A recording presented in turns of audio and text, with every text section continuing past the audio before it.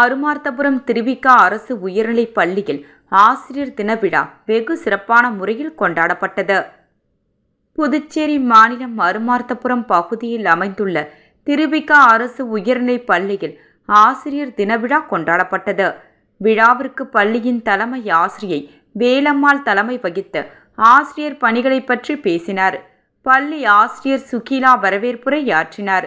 இதில் சிறப்பு அழைப்பாளராக டாக்டர் ராதாகிருஷ்ணன் விருது பெற்ற ஓய்வு பெற்ற முன்னாள் தலைமை ஆசிரியர் குப்புசாமி பணியில் பணியாற்றும் அனைத்து ஆசிரியர்களுக்கும் பொன்னாடை அணிவித்து நினைவு பரிசு வழங்கி ஆசிரியர் பணிகளை பாராட்டியும் ஆசிரியர்கள் அனைவருக்கும் மாணவர்களுக்காக எவ்வாறு பணிகளை செய்ய வேண்டும் என்றும் மாணவர்களை முன்னேற்றமடைய செய்வது ஆசிரியர்களின் பங்கு பெருமளவில் உள்ளது என்றும் பேசினார். இந்நிகழ்ச்சியில் பள்ளி மாணவர்களின் கலை நிகழ்ச்சிகள் நடைபெற்றது. பள்ளியின் ஆசிரியர்கள் மாணவ மாணவிகள் கலந்து கொண்டு விழாவினை சிறப்பித்தனர்.